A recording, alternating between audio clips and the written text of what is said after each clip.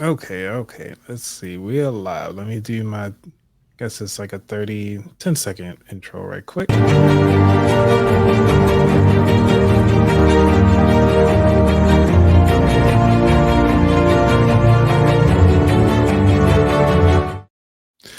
What up, everybody? How y'all doing today? This is Anthony, the host of the About That Water podcast show, where we help you build strong financial habits.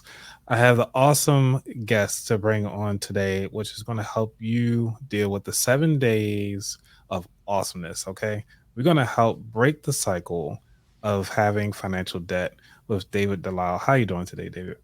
So good. So excited to be here, Anthony. And yeah, this is a great time to start. Beginning of the new year. Let's do it. Yeah, and it's been quite some time since FinCon. I think that was the last time we actually got a chance to hang out and party up. So, what have you been doing since then?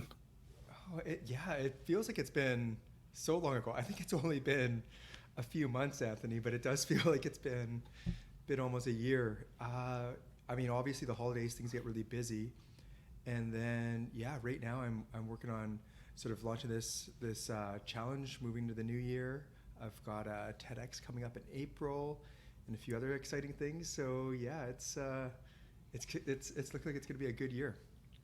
Man, TEDx, that is amazing. So, like, is this going to be like a local tech TEDx, or is this kind of like because I know some of the TEDx are regional. So, which one is it you're going to be at? This one's actually going to be in Saskatchewan. So I'm in Canada, so it's not a local one, and it's a TEDx Youth, which is my perfect for the audience because I'm working with trying to teach kids financial literacy, and it's going to be a lot of fun. So just talk to one of the collaborators that, or I guess not collaborators, they're basically your mentors going through the TEDx. Just had a call just before this one with him to sort of come up and with the speech and nail it. And this one's going to be fun because the topic's actually why we shouldn't teach our kids to save. So I, Hmm. I'm sure that's going to throw you off Hmm. a little in your audience, Yeah, but yeah, don't yeah. worry, it. Well, There's a give reason. us a little bit. Like, why shouldn't we, you know, teach them to save? Like, what's Yeah, well, that's the thing is I love these things that we just assume are just it's an obvious yes. Teach your kids to save, and we don't even think to question it. And for right? me, you know me, I'm curious. I'm questioning. I'm looking at different angles, and this is a great example where usually when we teach our kids to save, we're doing the exact opposite. So if I think of like myself, like I was when I was young, I remember I really wanted a TV. So my parents were like, Mm. you know what? If you can pay for half, we'll pay for the other half. Save up. It'll take you some time. And so I remember saving, 6 months, which at that time as a little kid, I mean that's a whole school year. It feels like forever. Right, right. And and so I saved, which is great. Like that's what we teach our kids to do. But you know what? The first thing I did once I had that TV, What'd you do? I'm sure I, I'm sure you could guess. So as soon as I had the TV, I was like, you know what I need next? I need to get a VCR. You need a VCR. For those of you who are young enough to not know what a Yes. VCR is, Way before so DVDs. I was a young yes, young David. yeah, I got actually a couple of them over there. But yeah, it's a nice, lovely cassette tape that. Well, I think it was better cassette tape, but anyway, yeah. So you had to get one of those, So I and had to get one of then those. yeah. And then once I got that, it was the next thing. And that's the thing is when we're teaching our kids to save, we're not really completing the whole lesson. We're saying save, but we're telling them save so you can buy this thing. Hmm. And so what we're really teaching them is endless consumerism. Like once you get the next thing, think of the next thing you're going to buy, and that goes right Right. into adulthood. And we never stop. Like the saving is always for something, and that something is something you don't have yet, and it's something you really want. So we're teaching this lack. We're teaching desire and envy and jealousy and all these things, and just constant pursuit. And it's just a simple lesson, and it's actually teaching the exact opposite. And the reason this struck me so much is when I was writing the children's book, almost every parent I talked to, the first thing they said is, "That's great. My kids, they have such a bad time at saving. I need to teach them how to save. If this can help them, that's great." And I was realizing if this is what everyone's teaching, then why is saving such a problem? Why is debt Mm. such a problem? Something's broken because we're all teaching this, but it's not working. And why isn't it working? And I think that's exactly why it's not working is we're actually not teaching to save. Like as money nerds, we see money a little differently. So we might be Yeah. saving to create a nest egg, get our money working for us, have that sitting in a bank and never touching it, or investments and never touching it. Right. But that's not the lesson most parents are teaching their kids. They're teaching save to buy something. And once you buy that something, repeat the cycle all over again. So, Because it does give you to think about when it comes to helping structure somebody as, you have your clients and so forth, is that when they come to you, they like, okay, well, I want to save, I want to do this. And they put their money in 50 million different places because they heard of so many different avenues of like high yield savings. And then they put it into an IRA, and then they put it into their 401k, and then they got a SEP because they started to own a business. They have their money in so many different places. And then they come to you like, help me. I don't know what to do. And it's ultimately always come down to, well, what do you really want to do with your money? And so saving it to buy something is that next step. How do we change that habit or that mindset around, consumerism at the bigger um, at the bigger level? well, I think, I mean, you made a really good point there when you talked about where to put this money because you make the distinction between saving and investing, and you almost see it as the same thing. I almost Right. see it like I think of it as the same thing as well. Most people don't. Saving and investing are two different things. People are saving to buy stuff. They're not saving, they're not investing. Right. And there's a very big distinction there. And I think that's the thing when we're talking with our young kids, we're not teaching about investing. We're teaching Hmm. saving to buy things. And I think that's the danger in these lessons because we're not given the whole lesson. So with the TEDx and this talk and what I'm trying to get people to understand is just that awareness of what they really what's really important to them. Like we've talked about this before about the awesome stuff of, Yep. Yeah. what really lights you up and what's important to you. And I think that's really the core message that helps break all this apart because then instead of thinking about the next thing you can buy and constantly chasing, the focus is more inwards on like what really lights you up, where's where's the thing that brings you the most joy or happiness and what's important to you. And now all of a sudden, as soon as you turn inwards and think about what's important to you, you're no longer thinking of all the things you want. You're thinking of all the things that bring you joy. Yeah. And it changes that conversation. So it sounds simple, but if we take it back to the kids, a perfect example would be, I think of like an ice cream example. So a kid's wanting an ice cream and they're having that temper tantrum, they're asking the parent for the ice cream. And usually if the parent doesn't want to get the ice cream, they'll tell the kids, sorry, we can't afford that. Yep. And so that's teaching them a lesson. It comes like all of a sudden they hear that and they think I'm not either worthy of it or our family doesn't have money or my friends have it. Why don't I? Like it's teaching this lesson of lack and we can't afford it. Whereas this whole idea around the awesome stuff, if we change the conversation to asking the kid, is this your awesome stuff? And forcing them to just pause and reflect, like, is this what I really want? Or do I love stuffed animals? Or is it that bike that I've been talking about that I really want? Or do I just want to go swimming with my friends? And being able to pause and think that through completely will change that conversation and break that cycle of endlessly chasing more. Because as it is, kids just see the ice cream and they're like, well, if my parents get it for me, I can get it. So they just want Yeah. everything they see. Right. How do I get everything I see? But as Right. soon as we put it back on them and give them that autonomy, is this what you really want? Is this what really makes you happy and brings you joy? That that really starts breaking the cycle. Yeah, because Kamari brought up something. He's in the chat right now. It's the finance rebel. I know he gets me every time I mess up his thing. So Kamari says it's not working because we are bombarded with ads. So what do you think about the ad space that we actually get? Oh, it's. I mean, that's the reason this is so important right now because not only are we bombarded by ads, it's getting worse. So this is a problem that's getting worse and not going away. And so that exactly comes back to this focusing on what really is important to you.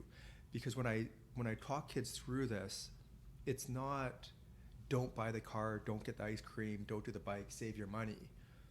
It's what's important to you as an individual. So you're forced to sit on it.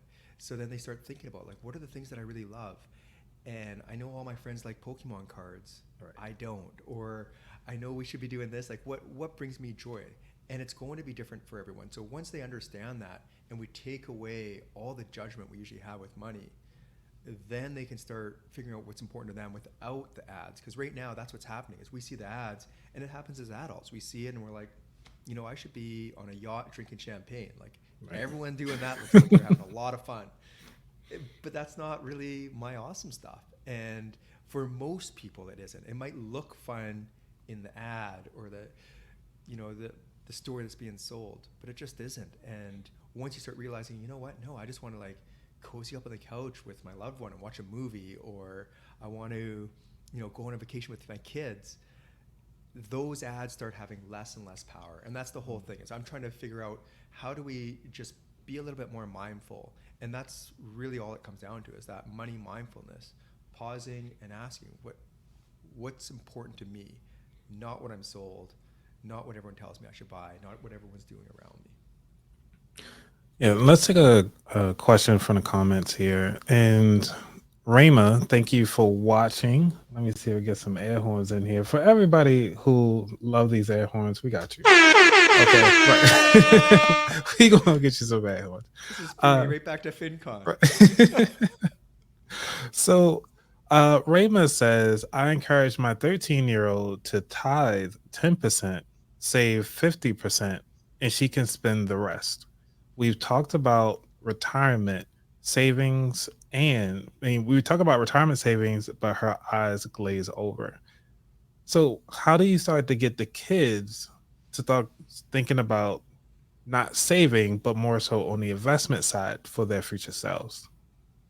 So really, I mean, at that age, it's tough because kids are kids and they don't want to, they don't understand what investments are or savings and the rest of it. But what I try to tell, like my boys, for example, is we're just setting up the habits so you don't have to think about it. So if they understand by just doing this, this is just something you do, this is a habit. The same thing as, when we're finished eating, you get up off the table, you take your dishes and you put them in the dishwasher or wash them. It just becomes a habit. And if they understand this is a habit we're building, so you don't have to worry about money, that's the conversation. And we just encourage them to do it as a habit. Like this is what we do. And I do the same. And, you know, this is how we manage our money so that we can do all the things we love. And really, I think that's the thing is for me, and I've noticed this with my young boys, if I talk too much about money, they start getting worried. They're thinking about money, they get Right. stressed about money. That's the exact opposite of what I want to teach them. Like I want them to not worry about money. Like this whole thing, like financial independence, investing, being financially literate, to me is letting money stop having control over your thoughts and to fade into the background. So if they understand that and just be like, hey, let's this money we can spend on whatever you want and this is what you have and the rest we're saving, and the reason we're saving is because that habit you can then go to school, buy the house, do all the things when you get older, and money won't be something that's going to stress you out. Yeah. Building the habits is one of the things, but with the kids, how do you make it stick? I gotta come with the tough Yeah, questions. Right. you are. Well, but that's the thing. It's repetition. I mean, Mhm. stick. It's not going to stick. It's the same as any habit. It's repetition. So the great one is like the tithing 10%. Once you get in the habit of that, you don't even think about it. It's just a thing you do. Oh, okay, I got $1. I'm gonna take 10 cents and I'm gonna put it away. I got $10. I'm gonna put $1 and put it away. And then they start seeing how that happens. It's really just repeating and it like over and over again. And that's why when I think about financial literacy for kids and with my book as well, I try to talk about it in a way where it becomes integrated in the day to day. So it's not this big I money got you. conversation like, oh, I love that. Exactly. But yeah, like if you tell your kids, hey, tonight we're going to sit down and talk about saving, it, they're going to run for the hills. Like no, no adults don't want to have that conversation. Right. So that's going to be really difficult. But if every time they get, money for a birthday or something, you're like, oh, okay, and let's take, just like with candy or anything else, like, okay, we're going to take this and put it to the side. And they just get used to that happening every time. And it's not a big conversation. I mean, that's how it starts to become this this habit in a way that it becomes a part of your life and not something that becomes a big deal. And that's the problem is we leave it till kids are off in their 20s, getting their first job and out of the house to learn these things, and by then it's too late. I mean, teach those habits when they're young and it just becomes second nature. Yeah.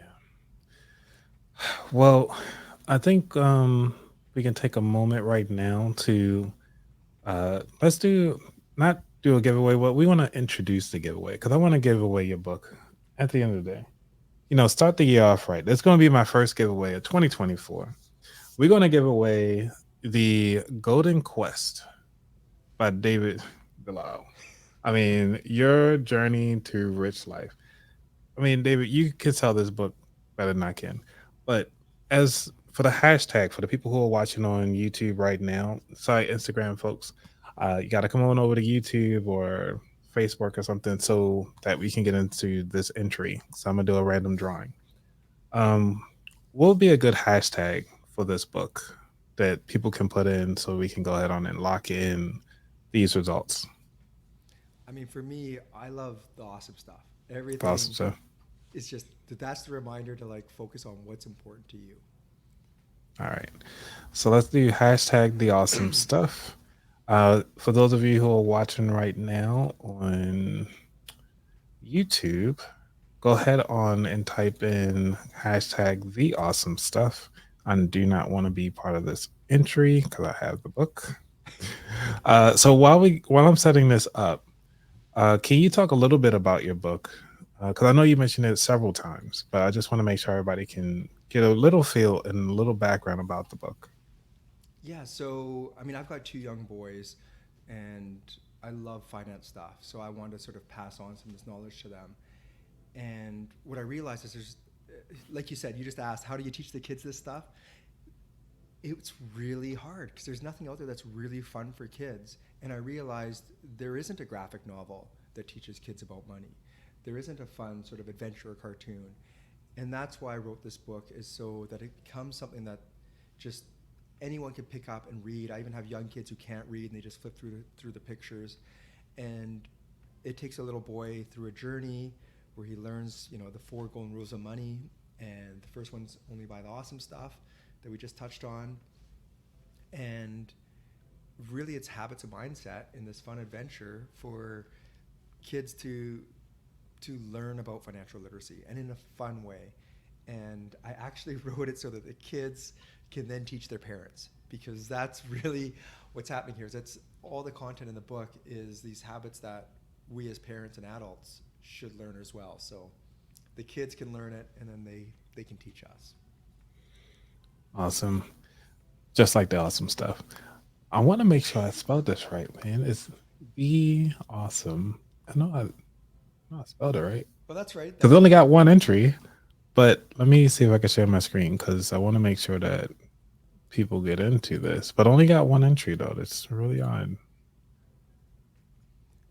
So I'm not sure if you guys can try again because I'm seeing some misspelling. So we only got one entry right now. So somebody misspelled it. sometimes people drop one of the E's. So The awesome. AWSOM sometimes. It's a A, common misspelling. okay. Which is why, I mean, if you try to type Right. in theawesomestuff.com, I see what happened. you're gonna find me. My mom actually put a space after the hashtag. Oh, it's It's okay. okay. Right.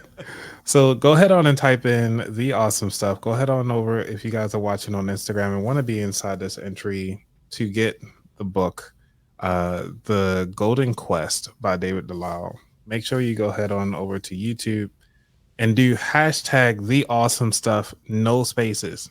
I see you. I see you guys on. You can retype it in, but remember it's only one entry. So make sure you spell it the right way. If you think you misspelled it, type it again. So there we go. We got two entries. All right. And I see PM Dong on Instagram. Sorry, I can't take you. It doesn't register on the wheel. So unfortunately, I cannot do both. So, but you're here. It's okay. But If you can, just go ahead on and follow David, and then we can go ahead on and make sure we um, get you in there. At least get a book. It's okay if you don't win the drawing. It's all right. So, um, so thank you for talking about the book. We got that out the way. We got the TED Talk coming up. Now let's talk about this 7 days of awesome. What in the world is 7 days of awesome? Well, it's what we just talked about, this awesome stuff challenge that I want to basically set up, especially going into the new year, because you were asking, like, how do we get this happening? It's building that habit. So all you need is 7 days to start that habit and the get into the new year with this whole new mindset. And so for 7 days, every time you're thinking of buying something, if you just pause and ask, is this the awesome stuff? Mhm. That's it. And it sounds really simple, but there's so much power in it, because that pause and reflection, you'll start realizing what's really important to you. And with that, like the awesome stuff, sometimes people they get confused about, like, what is the awesome stuff? How do I figure it out? They had too much pressure on themselves.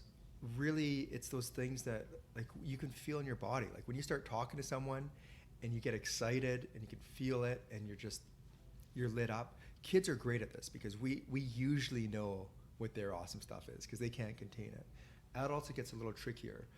But if you start thinking about like your favorite memory or your favorite thing, I mean, if I think of clothes as an example, I mean, we all have that favorite pair of shoes, that favorite shirt. We know what it is. And so the next time you're going to buy something else, just think about, is it, am I going to love this as much as I love that favorite pair of shoes or my favorite sweater?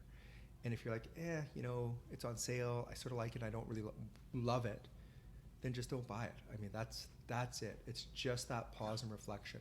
And in doing that, you'll start realizing more and more how many things we buy out of habit, or because Mm. someone told us we should buy it, or we think other people would like it. And the better you get at realizing what's really important to you, the better your financial habits are going to be and your spending habits. Yeah, because I'm thinking about like most of the time when you come across like a something you see in the store, because like there are things that I want to get, like I'm not sure because I'm looking for more gadget stuff for the podcast, and I just like spending money on it. But also, I got books, and I love getting books. And one of the things that I do, I notice like if there's a new author, I'll go ahead on and just hold the book in my cart, and then I'm just like, all right, do I really want this book, or do I have other books I could be reading until I get ready for that book and then ship it, or do I get it now? And it makes me feel awesome to have and support the author. But then it's like, hmm, can they hold off for a little bit till I get ready to get the book and everything? And for this case, I actually do enjoy having that ability to to put things off to the side. Which brings to the question that I've been asking pretty much all day is when you have money, what does money actually allow you to do? So, I mean, for me, I always see money as freedom. Hmm. Freedom, and it doesn't have to mean freedom to do nothing. Like that's it's actually the exact opposite. Yeah. It's freedom to do the things you love. And again, that's why I talk about this awesome stuff, because even if you had unlimited money, what you don't have is unlimited time. Mm.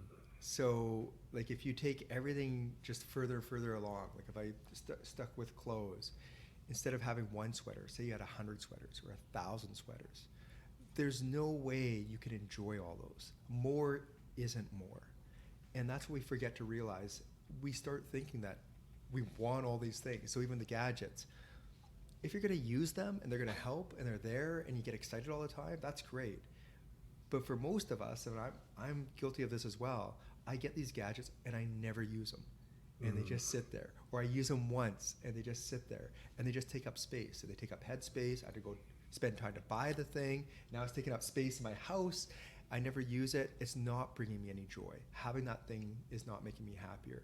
So back to the books. I mean, that's a good example as well, because I love books and reading. But I just heard this term recently. What do they call it? Like a book dragon. Oh. something like that. And so Okay. basically, instead of like being like a book lover and reading books, Yeah. you hoard the books. So you have a Mm, whole bunch of books, but you never read the books. And got I you. can look on my bookshelf and point out, I've read most of the books, but there's a good bunch there that they just sit and I haven't read them. And so those are things that I could have done without. And that's again, so with this pause and reflection in the 7-day challenge, you're going to make mistakes. It doesn't matter because we're not trying to get it right. Mm, But the more we do this, you start reflecting like, you know what, the last 5 books I got, I haven't even read. yeah. And so you start just evolving and realizing maybe I don't need more books. Maybe I need to just read the ones I have. Or maybe I just have to go to a book library.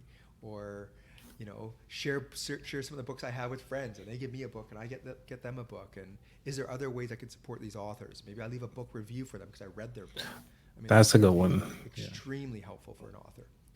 And especially since I buy most of the like authors that I've met in person, and I buy all their books, and then I usually give them away anyway. Everybody likes to spend my money, so it's great. So Rayma says, "Why you telling my business? Hey, we're gonna tell all your business, okay? Every little bit of it." So because you know, I think that's one of the things. Just coming out of the holidays, we have a lot of stuff, and how do we? It's like you said, what are the awesome things that we actually asked for, and what are the things that really is going to take us to the next trajectory? Shinobu actually joined. What? Thank you, Shinobu, for coming through on the IG. Um, so one of the things is that having the awesome stuff out of the Christmas holidays, how do we actually get rid of the things that we don't actually feel that is awesome, but also it was a gift? And we don't want to let that person know we just kind of gave it away or re-gift it to somebody else or gave it to somebody else that actually would enjoy it. What do you do on that? I mean, that's what's so tricky. Like the holidays. I mean, I struggle with the holidays because you know me. Yeah. I'm a minimalist. Hmm. Minimalist. I don't love the gifts. I like focusing on the awesome stuff. So it gets tricky. And I've got 2 young boys, so they want a tree full of gifts. I mean, they're little Mm, kids. But it was interesting. So this year, this is a bit of an aside, but just because we're talking gifts, yeah. I talked to them and I told both my boys, like, look, I know the stuff you like. There's nothing you really want because I've already asked you. So I can fill this tree with things that are okay. And I even gave them some ideas. Like, I'm thinking this and this. Nothing you'll love, but you'll like the stuff. Or instead of spending all this money on things that we don't really love anyway, because they Hmm. know all about the awesome stuff, I said, what if I throw you guys a holiday party, your very own holiday party, individual parties? That's interesting. Okay. How they And take it? they loved it because they were able to invite all their friends. Hmm. And the only time, like my youngest guy, the only parties he's ever had are birthday parties. So like to be able to have an actual, feel like a bit of an adult. He's in grade 6 now, beginning of middle school. He could invite boys and girls, order all the food they want. We went to the store and picked out all the candy and treats. He set it up, sent out his own invite list, and had his own party. And for Okay. him, like the memory of that and having his friends around and doing that, that actually, that was one of his better memories of the year, when we sort of reflected on the past years. So there's ways to get around gifts. So back to the gift giving. I mean, it's hard when someone gives you a gift you don't love. I mean, there's not really any real way around that. But by having these conversations, you can start talking to people about, hey, you know what?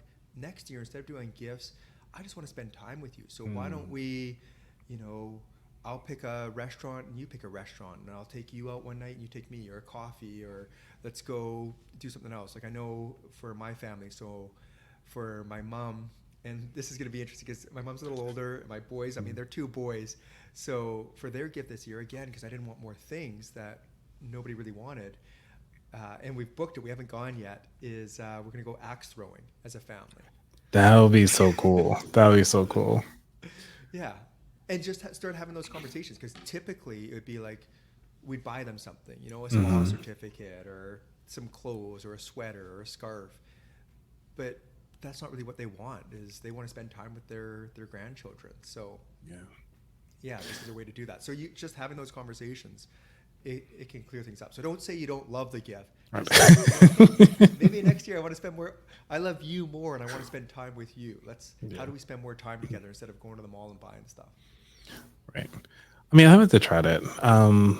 because you see so many things online, and everybody say like, oh, this child was degenerate and not grateful for the gift, and it's like, no, as a parent, if you actually listen to what they wanted, you wouldn't have these problems. Like, I think one of them is very famous is the child wanted a PS5, but he wound up getting an Xbox, and it's like, well, I didn't ask for that. Like, you know, how do you deal with the emotions? That's one thing we didn't touch on. The emotional side of the awesome stuff. I know you said it makes you feel good, but how does that actually translate to others? Because yes, you and I, like, yes, you taught your child how to be awesome and feel great about themselves. But what about others, and how does that actually breed? Yeah, how does it gives breath and breathe to the next person, if that makes sense. Yeah, well, a big one is like we were talking about social media. So a big thing about social media is jealousy, Mm, jealousy and envy, because it's all about showing something that you don't have, and look how happy these people are. And so once you realize what you really love, the other stuff doesn't matter as much. So when your friend shows you their brand new watch or their card or their thing, you could just be genuinely happy for them because it's not something that's not your awesome stuff. yeah. So instead of thinking, oh, it must be nice, I wish I could buy that, I wish I could have that thing, you're like, no, like I have my party with my friends. That's what I wanted. I didn't Yeah. want the PS5. And so it really starts shaping those relationships because now you're not trying to one up everybody or get jealous when they show you things. You're just generally happy and spend time. But then that will translate as well because when they ask, well, what did you get? And you tell them, like, if you start talking about, well, this is what I love and this is what is important to me and these are the experiences I like to have, and you can start shaping that. I know for like my young boys, especially the youngest one, most of the birthday parties he goes to, he gets experiences for his friends as Mm, gifts because that's what he loves. So he takes them out for dinner or swimming or bike rides and ice cream, whatever it might be, depending mhm. on that relationship and that friend and what that friend likes, and that's the gift. And so it does start to change things because otherwise, I mean, most of these you don't know what people have or Right. what they want or what's going on, and so that really does change a lot of that relationship because the way we have it set up now, and that's what I talked about, like the saving, why we don't want to teach saving, is it usually starts teaching these feelings of lack, Mm, envy, jealousy, uh, or low self-esteem and self-worth and all these other things because it's all based on comparison. But as right. soon as you eliminate that and really focus on what's important to you, now it's gratitude because you know what you love and you have the things you love because it's all your the only thing you're going after are the things you love. So you have that gratitude. You look at the world a little bit different. You're not chasing. And so it definitely has a big impact. So that I know this 7-day challenge sounds small, but it really does have a big impact. And like a story I love, I recently was talking to someone, and their kids, they really wanted a new puppy, which I mean, that's a common thing for kids. Yeah. And again, and all these things, I'm not saying don't get the puppy, because I don't. That's not my that's not my decision to make. I don't know how much you want the puppy, but what happened is the dad in that case mentioned to the kids, well, for me, my awesome stuff, I want to send mom back to school. She really wants to go back to school. This is something she's wanted to do for a long time. It's expensive, but that's where we want to spend, like, that's where I want to spend my money. That's really important to me. And Yeah. for the kids, they're like, we want to send mom to school. Let's do that instead. And all of a sudden, it shifted from puppy to sending mom to school. Mm, And oh man, it sounds small, but like that's so powerful because the end result's the same. There is no puppy in that house. But previously, the kids were thinking like all their friends that had a dog and they're jealous of. And if they could just bug their parents enough, they'll get the dog. And this really sucks to look what we've been able to do. They have like empowerment and autonomy, and they made this decision. They're all excited, and they have that gratitude, and they don't feel lack. And it shifted everything, even though the result's the same. And that's the mm. thing. If the dad said, we can't afford the puppy, and that's all he said, then the kids would just they'd still feel all those negative emotions. So really this pausing and reflecting and thinking about what's really your awesome stuff, it will have a big impact. Yeah. Because I know that you recently had like a huge shift in the family dynamics recently. And, finding that awesome stuff again in yourself to then give to your kids. Do you actually block yourself out from your awesome stuff just to make sure that the kids are happy, or do you focus on self? Um, what I try to do is have conversations with the kids, Mm, and that's a big one. So then they understand. Like if they understand what my awesome stuff is, we can either get on board together or not. Like I want them to know, like if their happiness is more important to me, mhm. then I want them to know that. And so if it's something that I'm like, hey, I'm going to make sacrifices for your school because to me, your education is really important to me. So Right. these are the sacrifices I'm willing to make. And again, I do preface them with them almost all the time because it's tricky. I'm like, I'm not saying this to guilt you. I don't want you to feel bad. I just want you to understand, like, this is how much this costs, or this is what's important, or this is what I want to do. And then you can start making more decisions as a family as well. So this year, like I said, we did the parties Mhm. for the kids, and then we did a gift for the house. Like we ended up Oh, getting nice. like a saltwater aquarium because we've Okay. all wanted this saltwater aquarium for a long time.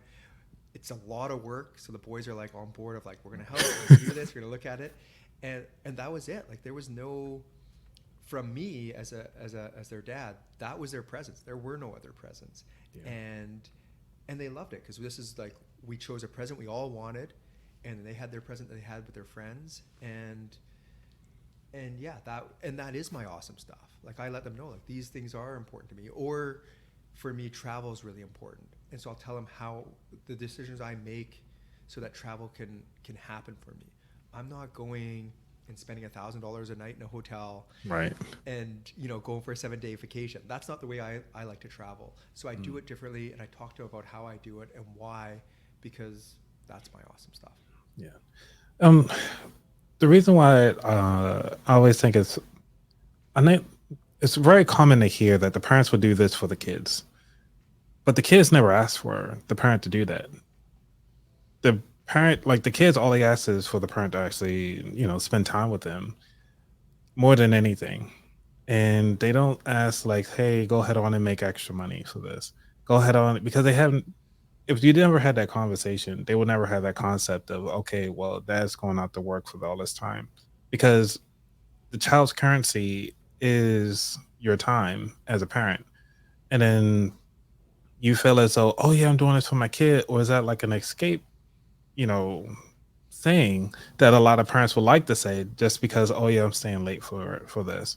And it's not knowing that it's not their awesome stuff. And I think that if we could change the language of parents, even though I'm not a parent myself, but it just you hear this all the time, and it's like, well, did you ever sat down with your child and asked them, like, do they really want you to go to work all the time?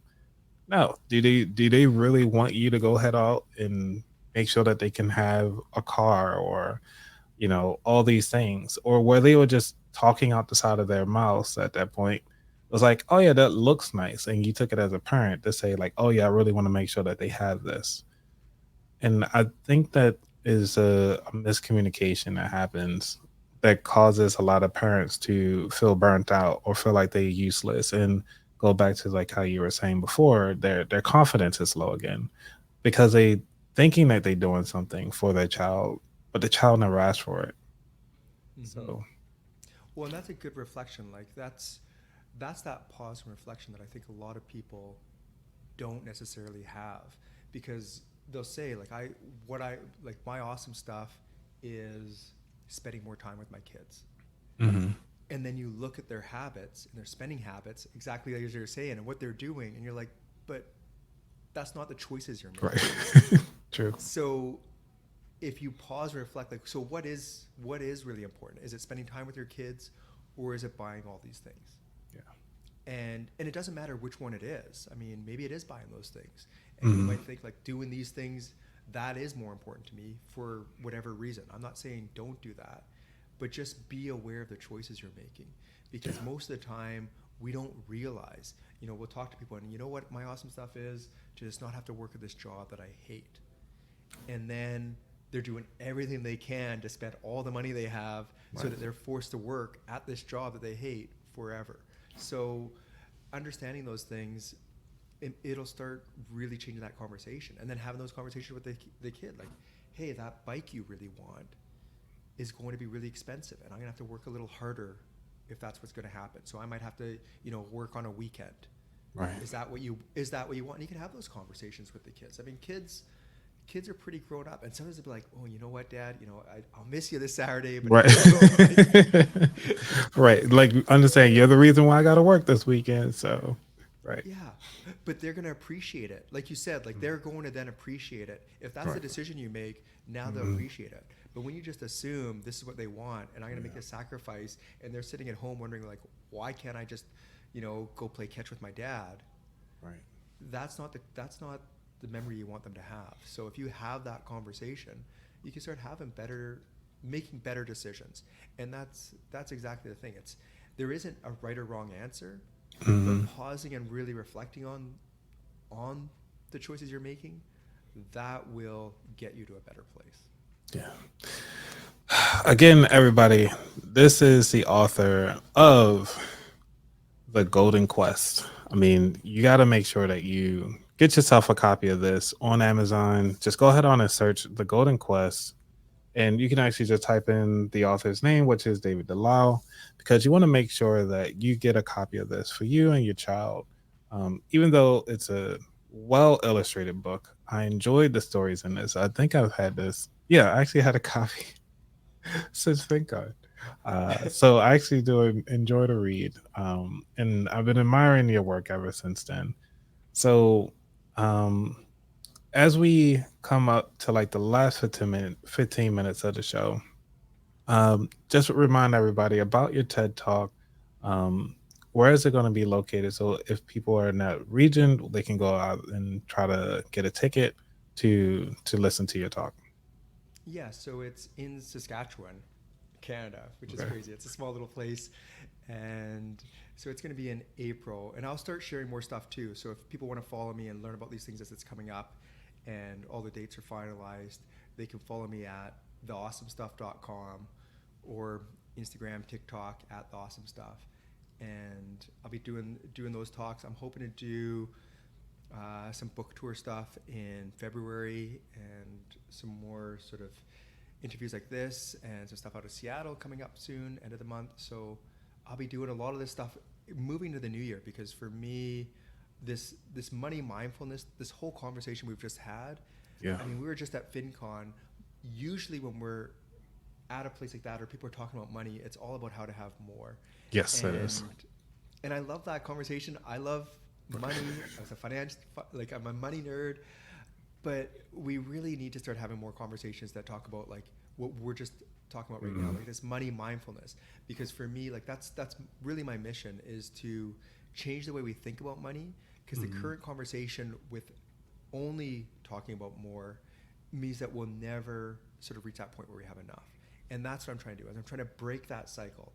I don't want people to stop wanting more, but I'm trying to break the cycle where that's all you want, it's all you think about, and you never reach that. Like, there's no way to ever reach that goal. So that's really what I'm trying to change, and starting this year and getting out there and talking to more people about it is really, really important. Awesome. Oh man. All right. So for those of you who got the entries in, it seems like we only got three. Interesting. So if you actually are watching and still here on, I believe, yep, PM Dong, I got you from Instagram. You came on over to YouTube, put your hashtag in and went back. Man, I love the hustle and the quickness that you put in here. This is great. Let's go ahead on and get some music to go ahead on and draw this thing. Give me a thumbs up inside the chat if y'all ready for this drawing so we can go on and get this going. All right. So we are here to the very first book of the About That Water podcast, where we're giving out some awesome stuff. All right. We only got three entries, but it's okay. We're going to get a lucky winner today. Who is the winner? And the winner is, hey, it's Rayma. Let me see if I can Yay! rotate my screen here so everybody can see. All right. Congrats, Rayma. You are the winner of the week. So, as always, just shoot me an email with the address that you want me to shoot the um, send you off the book. I'm not signing it or sharing it out. I'm order from Amazon. You look for that package to come at your door.